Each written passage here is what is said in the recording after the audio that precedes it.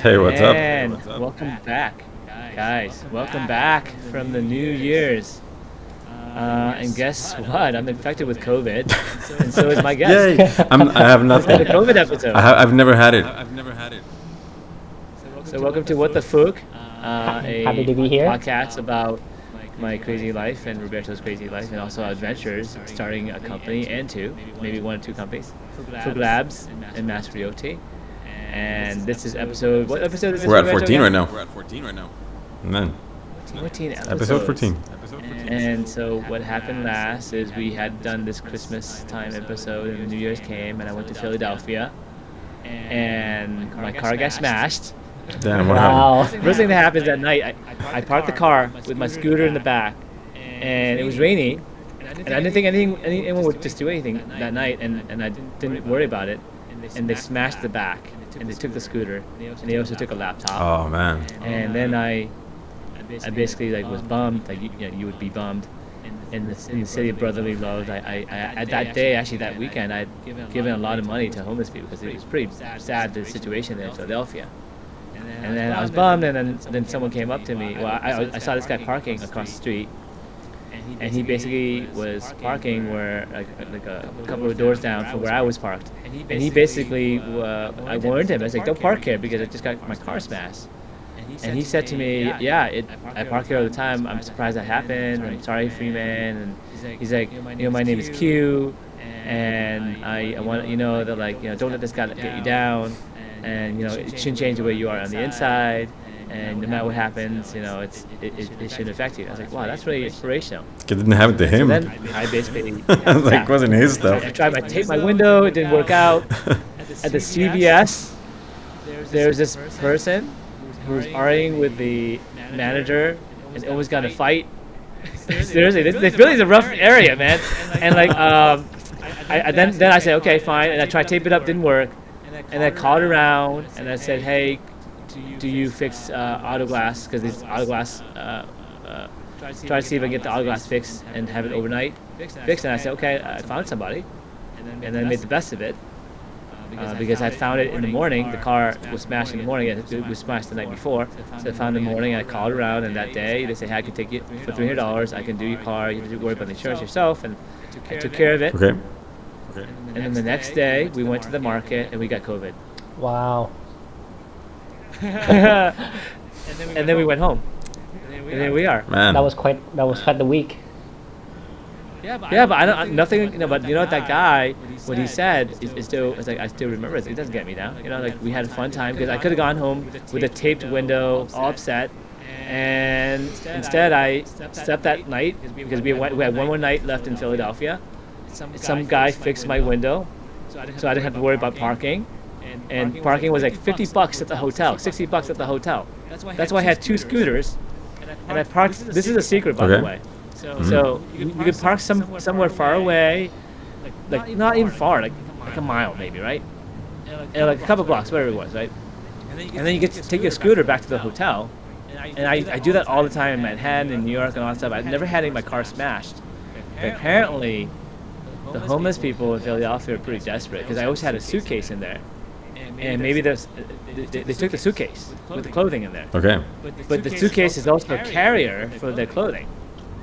So I'm not sure the scooter was valuable as much as the suitcase or both or whatever, but they definitely took the suitcase with the old clothes in it. It was just my old laundry from the week before, and it's basically that's my story.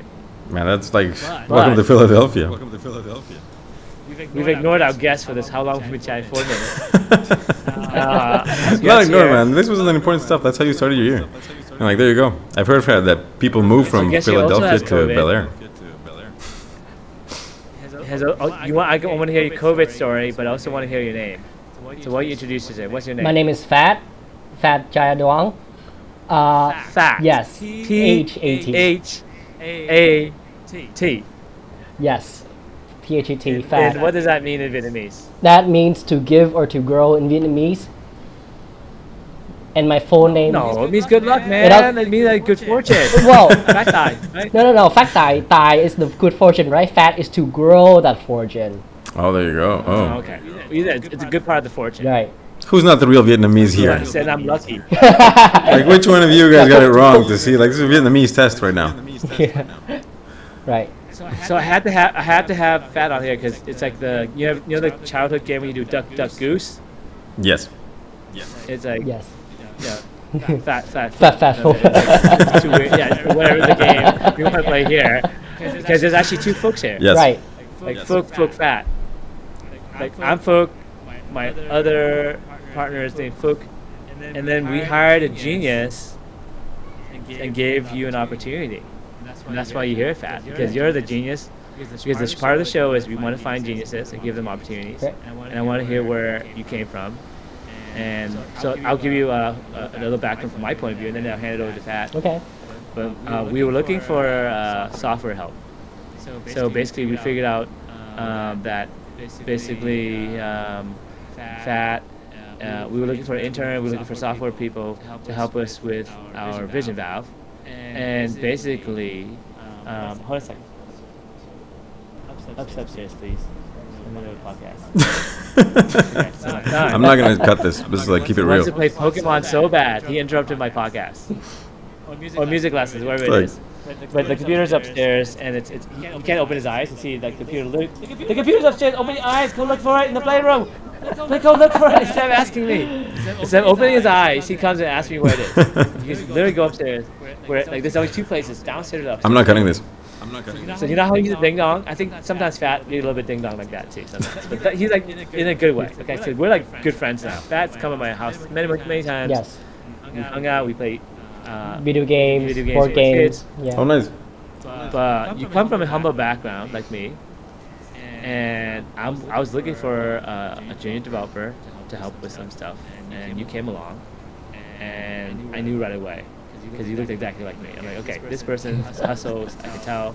They're super smart. They're hacker. They don't really know what they think they know. They just do it, and then they eventually know it, and then they're like, just get things done. And from day one, I could tell. That's awesome. Man. Like, you're like a talent. Let me tell you, right? It wasn't easy finding this guy. I had to go through a couple people, and I'm not easy to work with. Kind of easy to work with, but not really. You have your quirks. I don't know. Yeah, the quirks. What do you think? What do you guys think? It's like the puzzle pieces. You know, you just have to find the right match. Yes. Like, you definitely have like your stuff, but overall, I mean, like, you're very like you're a team player. So like, and if you fit in different places, so overall, man, like it's not hard to work with you. It's just like you can adapt to a lot of things, which is a good thing. Yeah, I mean, I try to treat people like an adult, and I give you like default trust. And people are like, why the hell you trust me so much? Why do you give me so much responsibility? What the hell? Why are you throwing me I'm in? new here. It's my first day. In the what the hot seat? Why am I driving this car right now? I don't know how to drive. Where's my driver's license? What the heck's going on? But that's how I was at 20. My roommate said, "Hey, I have an idea for something. Do you know how to code this thing?" I said, "No, let me teach myself." Perl. And in 1997, my roommate came up to me and said, "Hey, I'd like you to help me with this company." And I taught myself Perl. And I taught myself Java. And I taught myself web. I taught myself databases. I taught myself a bunch of stuff. And here we are. And I only took 2 computer classes ever. One computer class was my freshman year because I wanted to meet the creator of C and C++, Brian Kernighan. So Brian Kernighan and Richie were the two people who invented C and C++. They are giants, and they taught at Harvard freshman year. And I'm like, I have to do economics because I wasn't doing computer science. I didn't even take computer science at all because I was already pretty good at computers. I was like, there's no money in that. I guess that's wrong, right? There's no money in that. I want to be the CEO. I want to be the boss because my mom was an electronic technician. And she was soldering stuff for electronic boards, and she would basically not make that much money, and the boss would make more money, and then my dad would do the same thing, and there was a lot of racism. My dad would one day he would go to work and they say, "Hey, go clean the parking lot, go clean all the trash," and he was the only one who had to clean trash like a janitor. Well, all the other people didn't have to do anything. He asked them why. He's like, because. and there was no reason. Maybe because he's Vietnamese, and that was the reason. Yeah, man. Back in the days was. It still happens though. It's Yeah, still yeah. today. And that's like, Phat, I looked at his resume and said, okay, he's going to Wentworth. Okay, I'll be honest, that's not a great school It's to a lot of not. people. To me, that's a great school. Right. Because I know people who go to Wentworth when I was growing up. I grew up in the hood of Dorchester, and there were a couple of schools you wanted to go to. My mom went to Bunker Hill Community College. Bunker Hill Community College. That's where my mom went to when she came to this country. So I have mad respect for people who go to these like systems where they come to this country because they got on immigration. They just want to get in this country somehow because the fucking greatest country in the world. Pardon my language. Says it out if you need to. And like Wentworth is a great school, and so is MCP. For people who want to get into pharmacy and to get into tech jobs where they know they're gonna make money, stay in this country, whatever it is. And I knew that hustlers came from there. Do you agree with me, Phat? Yes, yeah, that's definitely true. There's a spirit of self-starting at Wentworth.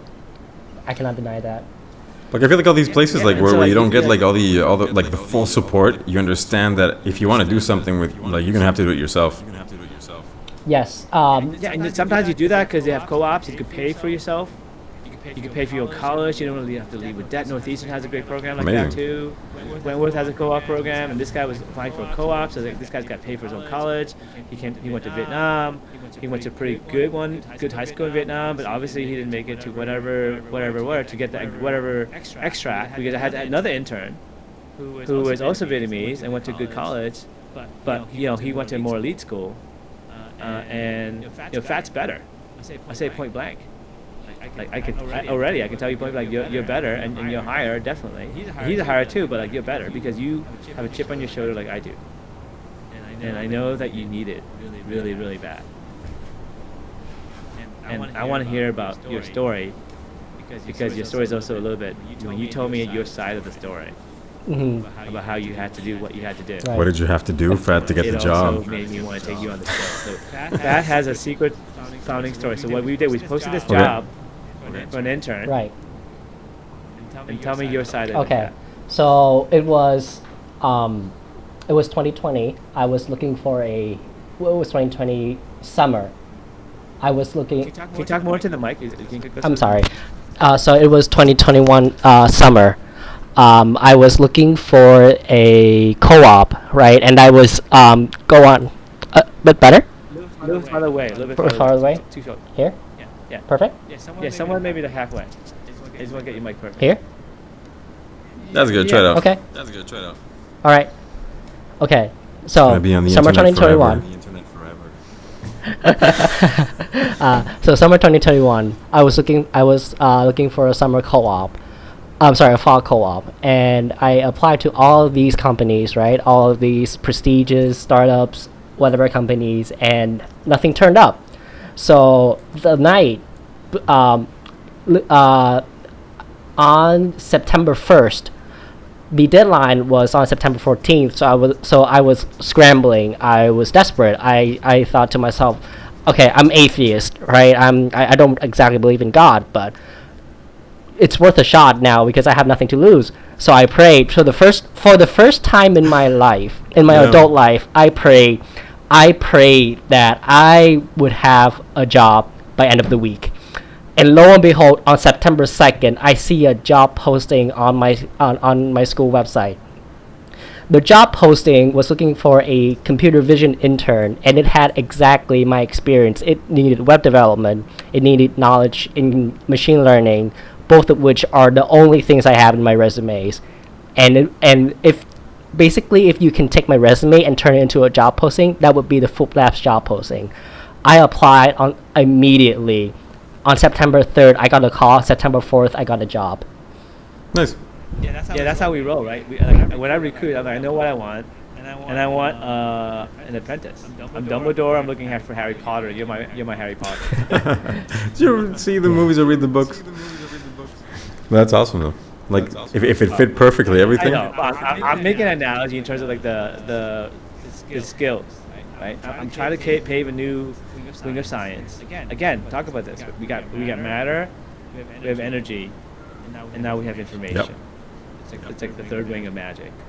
And as a computer scientist, I think that we're casting spells. They're not actual, science. These were muggles. All of us was somehow someone cast a spell and they called it science instead of magic. And no one wants to study STEM and all that stuff. And then all these people that study computer science are actually studying magic, spell casting. Because essentially that's what you're doing with computer science. You're saying, hey, you do this and run. It's like you cast a spell to do something, and it does something. And I needed a junior spellcaster, and that's how technology should be done these days. And I guess the reason I brought Phat here is I also wanted to start a show with Phat where we showcase how we build our technology. We build the mass reality technology, and then the Phuc Lab technology. We can open source a lot of this. We're gonna find more geniuses like you and give you opportunities to shine. We're gonna invent amazing things. And so the first week, okay, Phat comes in and I throw him on the wolves. Okay, I'm pissed. I'm a little bit upset because I wanted to get something done, and I thought it was pretty simple. And I'm like, I'm gonna make this intern do it to prove my case. Because I was like, this other person I was working with, they're like, oh, it's going to take a couple of weeks and all this blah, blah, blah. I was like, okay, I have this idea to do this something very, very easy, and I think it's going to change a lot of our use cases. It's called a magic wand. We'll talk about the magic wand at some point because we're going to open source the magic wand. It's going to change computer vision. It's going to change and make it easier for people to work with computer vision, and in particular tagging things. And being able to make it so it's really fast. You can kind of guess what it does, because we're going to open source it anyway. And Phat and I got together, and I'm like, you do this, here's how you do it. He's like, I can do it by the weekend, and he did it in like 2 days. Awesome. How long did it take? Like a couple hours. Right, it took a couple hours. But Phat, something that you don't know is that we've had a bunch of people that offer things that don't deliver. So that's really cool, actually, that you actually got the work done. It seems like such a simple task and like common sense, but it's not. So it's good thing getting on the team. So now you know how I feel, Roberto. You're finally feeling what I'm feeling? Yeah. Because I've been experiencing it for the last 25 years. Because you think smart people would work hard, but they don't. You think, oh wow, this person's super religious. Oh, they go to God, they go to church, all this stuff. They're gonna be really hardworking. They're gonna tell you the truth. They're gonna be faithful. They're gonna say all these things and follow through with their promises. And that's not true. Oh, this person's in the military. They went to the Navy. You know what? They must have had discipline that they come out. Yeah. That's so great. And like just when it comes down to it, right? It's like either you tell me the truth and I know what the truth is, or you tell me something because you think that's what you want me to hear, or that's the default, but you don't really think about the question. Because you know what, the more work you get, the more good, the more work you finish, the more work you get, the more recognition you'll get, and all this mumbo jumbo, full cap, blah blah blah. And I was like, that's not what I'm about. I'm like, we gotta make this money as fast as we can. Let's go. Things have to happen, and the fact that like. Yeah, we got to change the world because the world's dying of pollution, it's dying of wars, it's dying of poverty, it's dying of homelessness, it's dying of all this stuff, and we need heroes like you. We need geniuses who are poor like you. Tell me more about your background, Phat. Okay, your mic sucks, man. You have to maybe do more background a little bit later. But maybe I can talk a little bit you up. Okay, so this guy comes. All right, and he does a great job. He finishes it. We do a roadmap. There's some ins and out, but he's what? You're a senior right now. Yes. And I basically go and I work with you, and I say I like you a lot. You can become full time, and essentially become full time like a couple weeks later. Is that right? Yes. Yeah. Basically it. And then we have a sick ass roadmap. Right now, if you look at the roadmap of the software stuff we're doing, you're like, oh my god, is this a Netflix movie? This is like a science fiction movie? Like, is this Star Trek? Like, oh my god, I can't believe I'm even inventing this stuff. But we're actually working on some pretty badass stuff. Oh yeah. Right? Yes. Oh yeah. Like self-learning, robots, Spectrometer. using lasers, Right. laser spectrometers, Yes. lasers. That's what you said. We're using a laser, and we're shooting a laser into water, and we're using a laser and having it bounce back a signal, and have that signal tell us the wavelength of the materials in the water, including solubles like nitrates, lithium, PFAS, I don't know, we can figure out a bunch of wavelengths. And the theory is the same way that people look at planets. So the planet's out there. What happens right now in the James Webb Space Telescope is actually flying right now. It's already opened. It sails. It's the hardest part. The most dangerous part is to unfurl the heat shield and all this stuff. And they pass the danger zone. In a couple months, they're gonna be able to look for aliens and they'll find them. We'll talk about that at some point later in the episode. At the end. But like, yeah, I mean, this is cool. So Phat, you're working on some sci-fi stuff. You come in, you help with this project, you help with other projects. Can you tell me from your point of view? Because you're kind of like me now. Right. So from my point of view, first week I got this call and I was like, oh, holy cow, this is the CEO of the company that I'm gonna work with, you know. So I was super a bit nervous, right, and super excited overall. So he invited me to lunch. So I did what any reasonable person would do, and I would show up with like the full business casual outfit, button ups, and the blue collar kind of thing. And he saw me and he told me, why aren't you in your hoodies? Like, why are you so strict? And I'm like, oh, okay. And then after the lunch, I was like, oh, so this is more that kind of company. And I thought, and then like first week, I saw how everything works. I saw how everyone works together and saw how fast we were moving. At that point, I knew like Phuc Labs is not your typical corporate workspace. It's something that moves really fast and something that I really enjoy doing. And the things that we work. Oh, right, sorry. Don't forget about the scooter. Right, Man. yeah. The first day you say, hey, dude, to get around campus, I'm too lazy to walk. This campus is kind of beautiful. You can ride the scooter. Hey, have the scooter. It's like you have the scooter. And that's flashing rainbow lights at the bottom at night. So it's like he's super safe. Give him a helmet. Right. And he rides around with the helmet on. In a suit. And then after the first day, he throws the helmet away. I've never seen that helmet since. But you still ride the scooter every day. Yes, right? yes, I still sometimes drive the scooter. It's a bit cold now, but That's still. really Vietnamese of you to not wear the helmet. Right. But you wear a helmet. Yes. Boys and girls, wear a helmet. Yes, please wear a Save helmet. lives. Okay. So anyway, so you came and like it's been like crazy. So what has happened since you met? Wait, so this is what, September? And what date is this right now? January 10th? Jan 10th, yeah. Yeah. January 10th, so 2022. September, October, September 1 month, October 2 months, November 3 months, December 4 4 months. months. So this would be 4 months, 5 months. And so what has changed since then? So you came here, Right. and we basically didn't know what was going on. We were basically like trying to sell, and we had to do all these demos. And you basically helped us get through these demos. Right. And so what was it like the first time you saw the machine actually work? Was it magic before? And was it like, is it commonplace now? So the first time I saw the machine was through a video. It was the Phuc Labs video with our V3 system. And I looked at it. I was like, "Wow, this is amazing, right? Like the ability to sort particles like that. That's amazing. It must be so complicated on the back." And when I actually arrived to the lab and I saw how it actually works, and having the demo be live in front of me, I was like, "Wow, this is so simple. Like, why didn't anyone think of this?" Yeah. So it's that obvious, Right. right? It's exactly. It's like midnight. It's like, it's gonna work. And like we turn it on, it just works. I was like, okay, nice. All right. And then let's go. And then we just kept going, and then we sorted. So you turn it on. Yes. So you saw the video. You say, okay, this is obvious. And then but for me, when I turned it on the first time, even though I knew it was gonna work, I kind of wasn't sure if I was alive or I was dreaming, or like if I died. And this is like what happens when you go to heaven. You like imagine all the things that would go right in your life.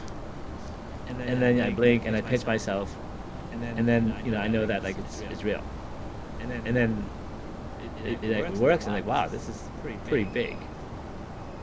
It's gonna change a lot of things, right? Yes. Definitely. And then you come in and then you help me code it, and the coding isn't that hard, and I wanted to share this with the community, right? Right. It's basically the system. It's very hard. The architecture, the ideas, all the stuff, and like the know-how. Obviously, get to this point, but the whole point of really good engineering because I want to show you what a good engineer does.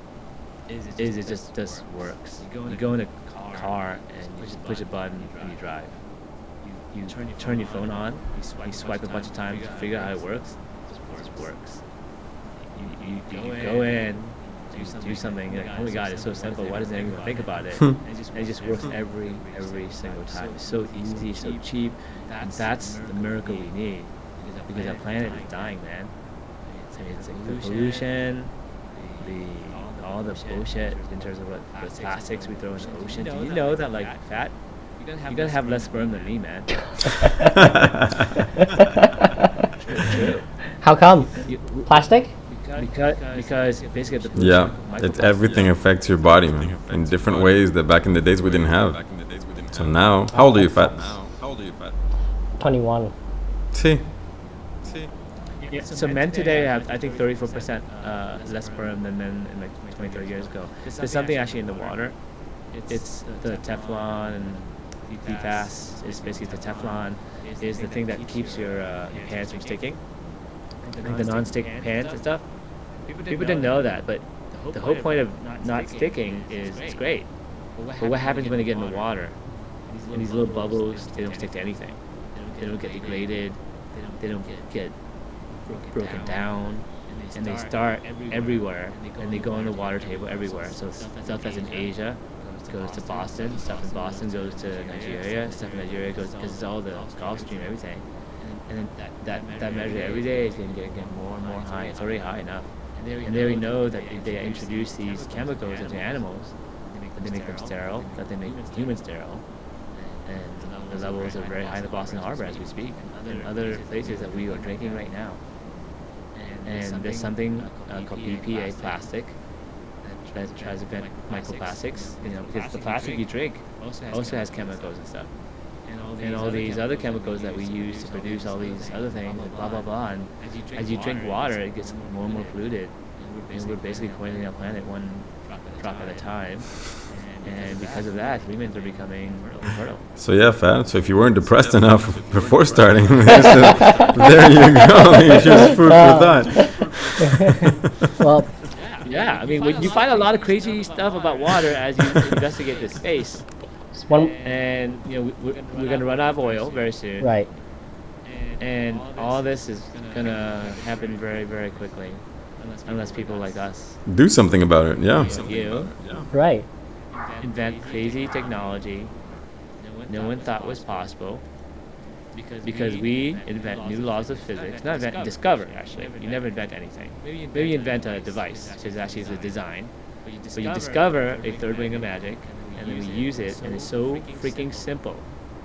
Like the light bulb, where you just put a wire, you put a little electric current, it turns hot, and it produces some light, and you put some glass around it to protect it from burning you, and it becomes a light bulb, and you can mass produce this, and it changes the entire industrial world as you can see at night. You can have flashlights, you can have airplanes, have light. Nothing uses, everything uses light. Nothing cannot use a light bulb with anything modern, mostly, right? Right. And water is just as important, if not. Because now we can take things out of water using a device that means that we can take poison out, take all the healthy, good stuff out, as well as expensive stuff, the metals, and reclaim it. And our business model, it seems to be working well, because we're about to close some money. So I just got off of some pitch practice. We're doing Urban X demo day tomorrow. Nice. So I'm a little bit nervous, but not too much, because I've been pitching them, and I've been pitching, practicing, and we've been pitching crazy investors. And I want to tell you what's going on, Phat, and Roberto in terms of the back end of like how the fundraising is going. Because Phat, your microphone is not so great, so I'm gonna maybe talk a little bit more today. Mm-hmm. And then I'll cue you for some stuff maybe, and then you can come back. And what I want is Phat and I will talk technology, because Phat is also, get this, I did the same thing that Phat I did with my roommate. It's Phat, you want to join the Master team and become a co-founder. And he did. So now Roberto and Phat and also some other folks on probation. I'm not going to mention their names. It's not in yet. Probation. You're not fully in. I don't want to jinx those guys or me, where now I can hand this off my baby to some folks that I really trust. And I think Masteruti is going to rock it as well. But what we're going to do is we're going to do something nuts. We're going to open source the Mass Realty code base. Me and Phat. We're going to show you how we built it. There you go. Imagine going to like Amazon.com or Zillow.com or Redfin.com or Google.com or whatever website. Just have all the info. And you can download the source code that produced that website. That's awesome. There you go, giving back to the community. Who does that? Just keeping everything transparent, and this is what we do. It's great.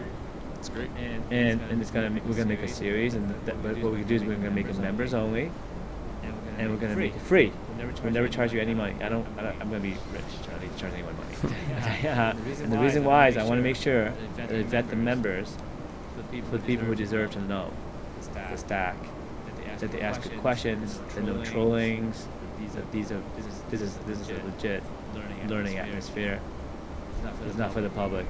It's for hardcore people who want to start companies, coding. We'll take it seriously. Yeah, if you're really interested. We'll vet you guys. Make sure that you ask good questions, and then those who don't behave will be kicked out. And so this would be like my Phucsters. That's what we said, like at the beginning of this whole podcast, like the whole series. We told everybody that any doubt they had, any question would be answered like in the most honest way, and like transparency was like, or whatever you need to know, and if we know it, like we will tell you. And the same stack that we're going to teach you for Masteruti, we're using for Phuc Labs. Yep. But obviously we're going to add more security, add a bunch of more stuff. Right. We're not going to keep IP, some IP secret. But as much as we can, we're going to open source that too, because I'll tell you a long time ago. I'll tell you the story of when I first started my first company. Okay, so a long time ago when I was Phat's age. How old are you, Phat? I'm 21.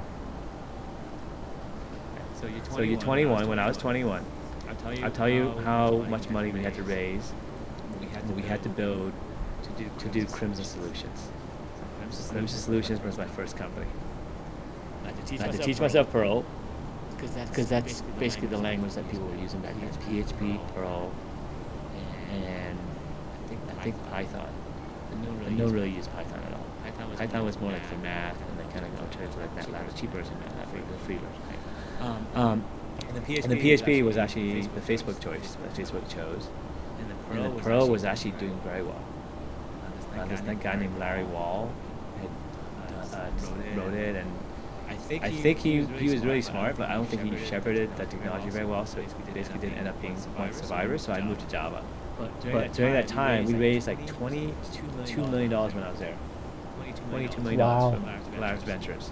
So Polaris Ventures was a company in Boston, a VC in Boston. Initially, they gave us $2 million, but before that, I think we had $250,000, and basically that was we had around $250 from the angel investor who shook my hand right after we did the presentation at MIT. We won the second place, and the judge came up and said, "Hey, how much money do you need?" Was it $250,000? He's like, "Sure, let's shake on it." And he shook our hand and actually cut us a check. Nice. $250,000. His name was Don Jones. This was in the previous episode. Yes. I'm not sure if you heard or not, remember. And then Don used that money. We sold a bunch of schools. We had some business school folks help us. Henry help us write the business plan. We joined the business plan. We then basically applied to go and pitch, and we got second place. This guy gave us money, and this is junior year. And basically that summer I was working on coding the entire summer in the Elliott House library. Elliott House is my dorm.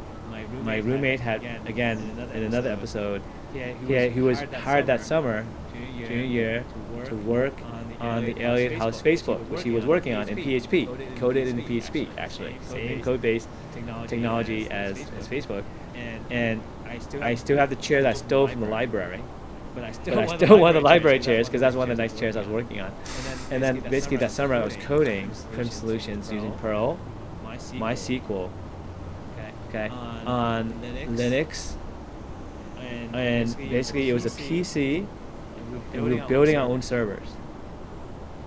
from day one, I was building servers using like Dells and desktop PCs. And when we had a company, right, I would actually in our dorms, we would actually have a stack of just Dell desktops sitting next to each other in the closet and using like that as our server farm. And then we would use that in the dorm. But then when we had the office space, we had to get an office space to actually host it and get what's called a T1 back then.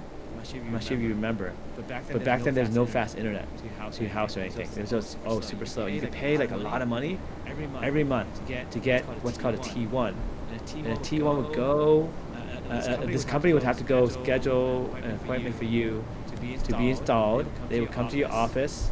Our office was in Charlestown, and down the hall was actually another famous company called E-Ink.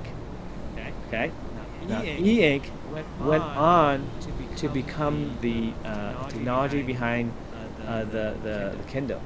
Nice. You know, the e-reading. You know, the reading, right? Where you can basically have permanent ink, right?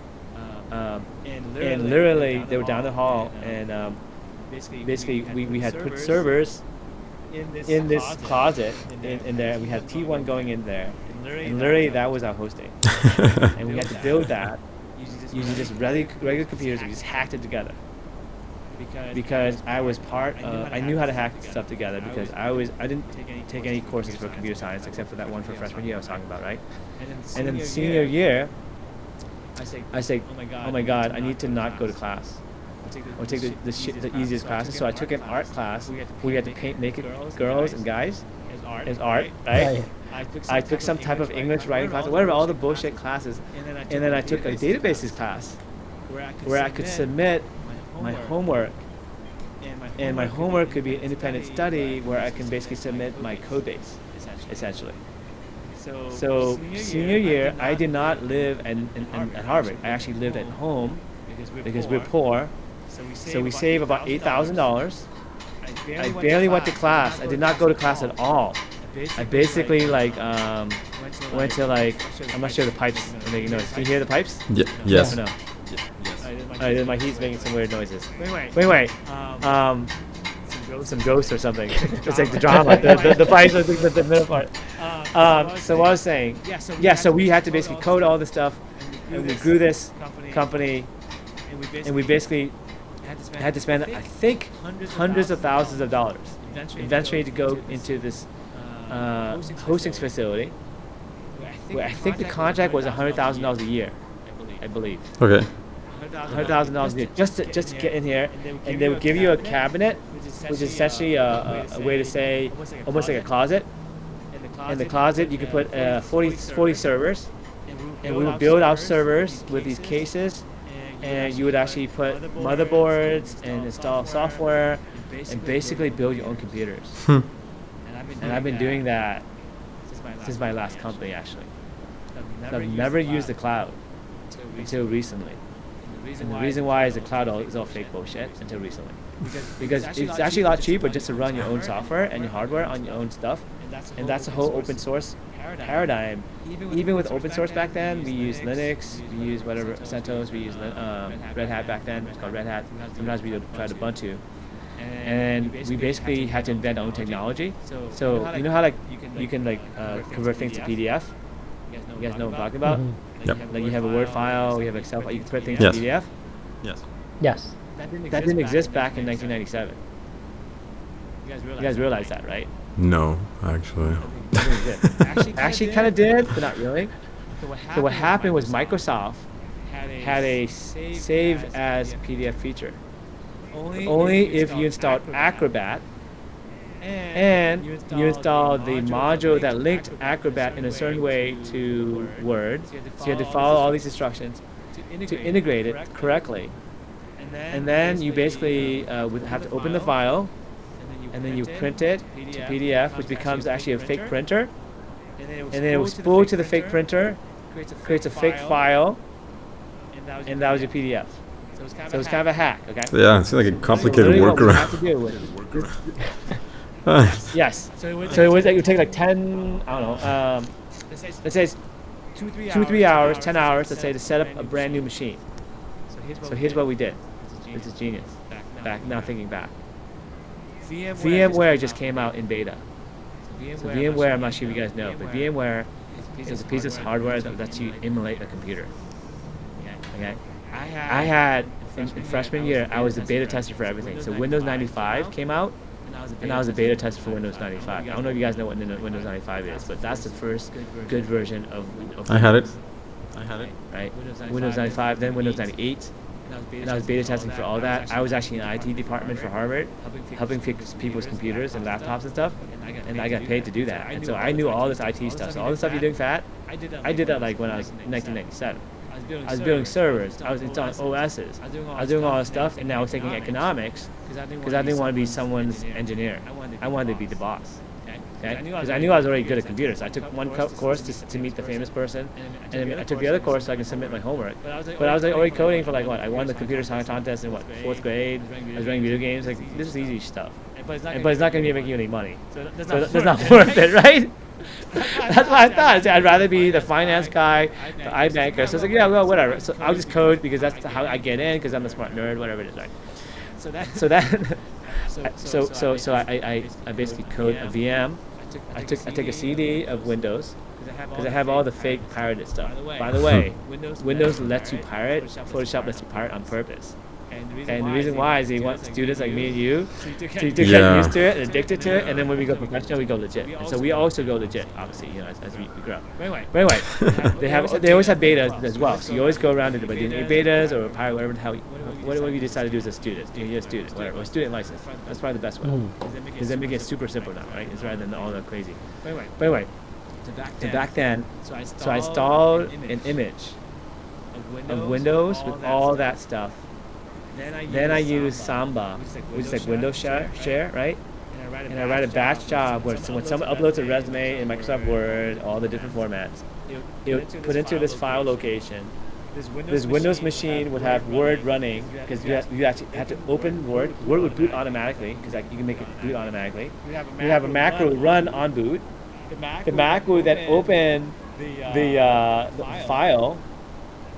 By pinging a directory, it will have to be one. It will actually listen to one directory at a time, so there'll be like 10 of them, listen to 10 directories, and then everyone was responsible for one directory. If there's a file there, open it, print it to the file using the Acrobat, spool it, basically to create a PDF, and then delete the old file, move the file over, and then that was basically a job that was done by the macro in Windows, and by the Word by Microsoft Word itself. And then what would happen was sometimes you open these documents, they get stuck. So you have to have a timer, right, to make sure that you unstuck them. You couldn't tell they got stuck. You just have to say, okay, 50 seconds later, they probably got stuck. Or you say, okay, maybe they had a virus, and after a while, it would infect the entire VM, and the VM would stop working, and you have to just delete that VM and start from a fresh VM because you know that you can get a virus eventually. Because as you open these files, you can get a virus in Windows. Because Microsoft is obviously not the greatest software back then or now, and you can get tons of viruses by opening random files. And so the machines, the VMs themselves, would also get these viruses. So super boring for you guys, but like that's literally like a year of work right there. It's like I was spending that summer working on that, solving those problems, having on those batch job problems. But literally, it was amazing because these students would upload resumes, and then 30, 50 seconds later, a robot would pick it up.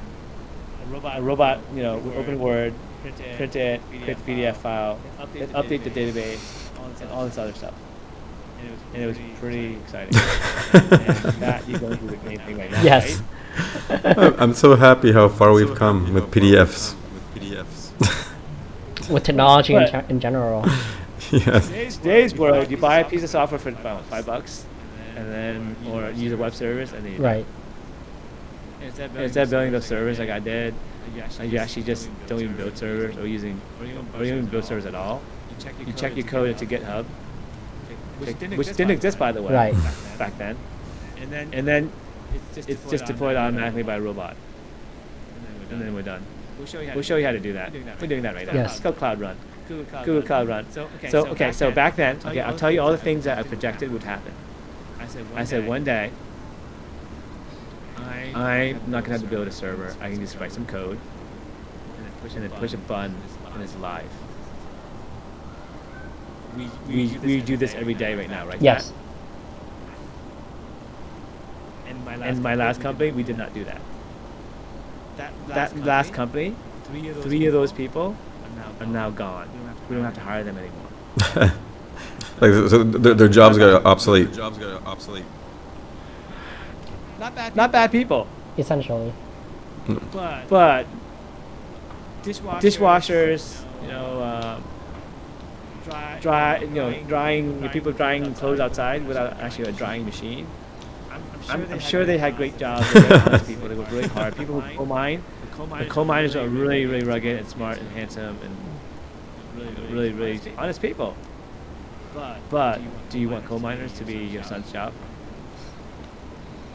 Ask if your son had that job, would you want your son to have that job? I'd be like, probably not. Coal miner? No. Coal miner? No, not really. Yeah. So like when people complain, oh, AI is taking all my jobs, like really? Whose job? Your son? Is that the job your son wants? Do you want your son to be an Uber driver? He can be whatever he wants to be, Phuc. So I'm treating you like my son, Phat. I want you to be a coder. So I'm going to teach you everything I know. I'm teach the audience everything I know. I'm going to teach the world everything they know. Because now this is, okay, so number one, so back in a long time ago, I don't know how long ago, 1997, I predicted, okay, and everyone predicted this. Now it's actually true. Finally for the first time. Not my last company, not Clinical Research IO, not 4.5 years ago. Like literally like this year. Like we've been working for like a year. It's actually production now. Called Google Cloud Run. I'll show you how you guys to use Google Cloud Run. You don't need Jenkins anymore. So this is for the coders out there. So Jenkins lets you build automatically.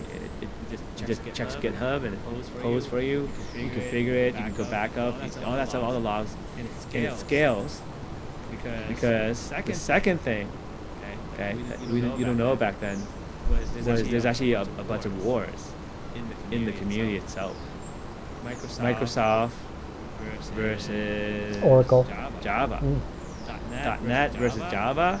PHP versus .NET. Blah blah blah. Alphabet Soup versus Ruby versus blah blah blah. Heap, blah stack, and all. Everyone's like fighting like, I have the best martial arts. Kung Fu is better than Tai Chi. Is better than whatever. And there's a lot of bullshit going on. And I basically say Java's about the best. I'm the Java camp guy.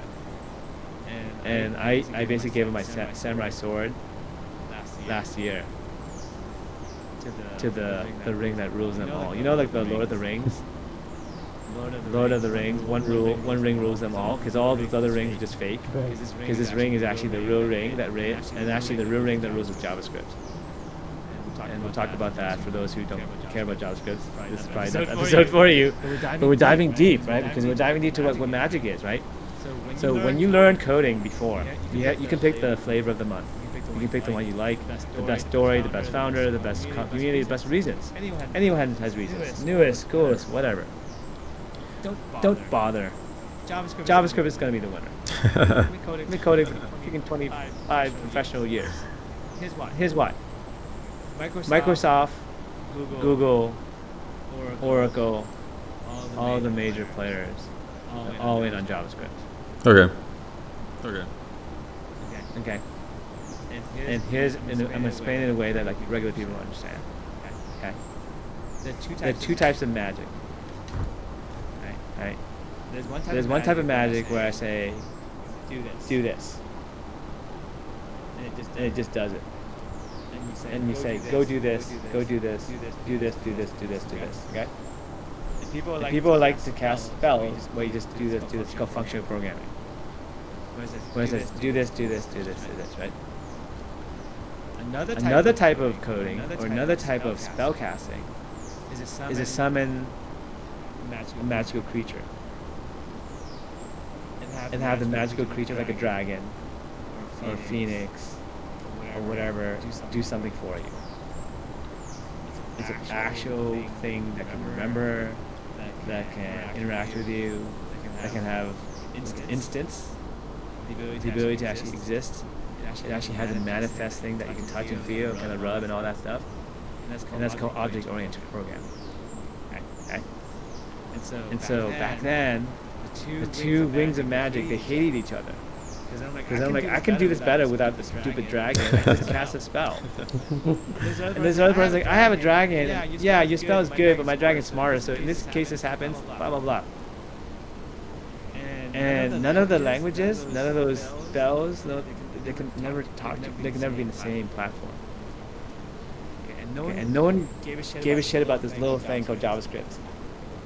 And didn't care about JavaScript. And gave it like they fed very low food and all that stuff. A little wing of magic. And they said, you know what? You're so small. You're so rinky dinky. Yeah, I need to do something really fast. So let's just use you to do some stuff for browsers. And so they stuck into your browser. And all of a sudden, a little engine That could. had the little resources, tiny little resources. Had to live like an amoeba, like a little virus. Had to live like a little VM, a small little house. Couldn't go anywhere. Couldn't cast any spells beyond that small house. So it got better and better at casting spells, doing things more efficiently within the small house. And then all these little other wizards had all these resources, could do everything. And this one person just kept grinding, in a small house, a small amount of space, small amount of things, just get better. And it got just as fast as everyone else. But it used the least resources. And also, by the way, it was coded in a way where it actually can be used and scaled easily. Is what I mean. You ever go to a restaurant, Roberto? Heard of them. Yep. So, you go to a restaurant. What do you usually order at an Italian restaurant? How long does it take you to order? Me? Not long at all. Like, it takes me probably like 5 minutes, not even. Okay. So that's awesome. You're the best customer. So I'm gonna have a waiter come to your table. You're gonna wait 5 minutes for you to order. Take your order, go back to the kitchen, and bring you back your food. Okay. Now during COVID, the waiter can't work anymore. So what happens right now is you go to the Italian restaurant, you scan your little thing. The QR code. And then no more waiter. I'm sorry, waiter. COVID, right? You just make the order, and the busboy brings you out your food. And the experience is which one's better? For me, like I actually enjoy the because you get the input from the waiter. Sure. You like that better? I do. Okay, what's better for the restaurant? But yeah, take away the waiter. No, I'll just have to like have a QR code and that's it. One job less. Booyah. So you understand non-asynchronous, non-blocking threads. That's literally what JavaScript is awesome at. So literally, JavaScript is the busboy. So the way that coding works is you turn your phone on, and it says, I'm going to do A, I'm going to do B, I'm going to do C, I'm going to do D. Oh yeah, yo, D? It's going to take a little while. I'm going to wait. Alright, you're done with D? I'm going to do D, E now, I'm going to do F, I'm going to do that. And then that's what's basically regular threading. Okay. JavaScript, you say, I'm going to do A, I'm going to do B, I'm going to do C, I'm going to do D. Oh, D's going to take a while. No, keep going. I'm going to do E, I'll come back when you're ready. Okay. Basically, now you don't even have the waiter, you have the busboy. You basically just do stuff. You just bring out food. And as a restaurant, this is great because now you just grow your restaurants as many orders as you can predict. You can predict orders easily, right? But you can't predict the person who takes 25 minutes to make an order. Because my wife's going to take 25 minutes because she likes to kind of look really Instagram, properly read everything, and I might miss. Make sure she gets the best meal ever, and that's what screws the restaurant owner, because the restaurant owner now has to go and basically, hire more waiters to sit around and stand there and do nothing. And not only that, but you can't scale things because you can't predict easily how many busboys you need for that shift, because maybe that night you have a bunch of suspicious people who just like to gabble and take 50 minutes to take their order because it's someone's birthday and they're just talking about like stuff and doing toast and stuff, and like, it's not their fault, they're just having fun, and then you're ruined for that night. The busboy never has a problem. Just bring out food. And then you need more busboys. You say, here's what I'm going to do. We're going to have 5 busboys every night. And as I see the busboys start getting busy, I'm just call people in on call that night. And that's just, I just set it up that way. That's easy to do, and that's actually how you want to set up cloud computing. You have some code. You have one customer. You want to build Amazon.com, you want to build Twitter.com, you want to build CrimsonSolutions.com, which is the company I was trying to build when I was in my 20s. And the way you would scale things is, oh my god, customer comes, I have to build a new server. I have to deploy a new server in the cloud. And then I have to make sure my code would actually work the correct way. And what if my database gets stuck and hangs? Because that's what really happens. Your database hangs and gets stuck because it's the way a database were designed until there's something called NoSQL. We'll talk about that next. Okay. But basically, that's why JavaScript. You have to learn JavaScript. So when you're learning JavaScript and coding right now, do not learn anything else. Do not learn Ruby on Rails. I forbid you. I forbid you from learning Java. I forbid you from doing all that. Because in the end, you can do functional program and object-oriented program at the same time. Because you can basically use what's called TypeScript, something that Microsoft created, to basically look like Java. And what happened was, these guys like got on the bandwagon. Let's work together. Let's get this cloud thing working, and let's just do something that's amazing. Let's do code generation. Let's take it, invent linting. All these concepts that I never understood and never used until recently. But what would happen was, I would take something and I would code generate something. But whatever your editor was kind of a lens into the way you want to code. Let's say you want to code in Java. You code Java, and then the editor code generates actual functional code that would represent the same thing. It's called linting, right? And all these other things, right? And so we're using Visual Studio Code. And that's the other thing that I was doing. So you had the other lightsabers. When you write a book, right? Like someone would sometimes use the same typewriter. I think Steven Spielberg actually, or not, Stephen King used the same typewriter, or someone does, to type his books. So for me, my editor was Emacs and something called Slick Edit. Great company, professional product, awesome product. Then the editor that's going to rule everything is called Visual Studio Code. Visual Studio was actually something that Microsoft actually created, and now they open source it to Visual Studio Code that's using to create JavaScript. I know I'm not going to get in here, but because Phat's Microsoft's not so good. We'll talk about this too. But now he's using that. Oh my God! Holy crap! Stuff you can do with that. Okay, so Roberto, do you know what? Okay, when you write something, right? Imagine I can complete your sentence. Yes. When I'm coding back then, a couple years ago, even like last year, even now, I would basically say, hey, I'm going to do something. I can tab and autocomplete. So I can actually kind of use IntelliSense, something that's built into the system. Yeah, like they know where you're going. But now there's actually add-ons that literally will code the next 20 lines for you. Oh. Based on AI. Damn. Phat and I were going to explore that. And that's going to work directly into the editor. But not only you can do crazy stuff, like for example, I can take JSON. I can take a file of information about something, and typically JSON developers may know, it's basically the data, the way you can store data and pass data around. But to work with it, actually you have to create what's called a model. So a model is basically a local version of that data, so you can actually easily work with it. And now you just literally copy it and paste it into this editor, and it'll generate the code for you. That's amazing. It's like I used to like all the like in After Effects you can do some script and coding as well. So before you just like, man, you put something in and the thing didn't run and it would just give you an error message and that was it. And you had to like guess where you messed up. And now it actually tells you like this line, this file here, this layer, there's a mistake here. And that's super appreciated. Exactly. So all this stuff, exactly, it will pre-compile code for you. So JavaScript, one of the problems is like, whoa, JavaScript's a functional language, you have to run it, but it can actually compile it for you. Yeah, no, that's amazing. Right? It does that now. Like you can see it live. Okay, this is probably not going to work, but you really can't because it's asynchronous coding and you can't really run it quite right. Either way, it's close enough. There's something good about it. You can actually improve. And the thing is, one ring rules them all. One editor rules them all. One way to do things rules them all, and you don't have to code anymore the way I used to code, and I'm obsolete. My job is now done by an AI. A bunch of configurations, a bunch of companies doing the same thing that I would be doing, but giving me a service I can just buy and pay for. And literally, I built Mastery myself, 5 weeks part-time, first time learning how to do it.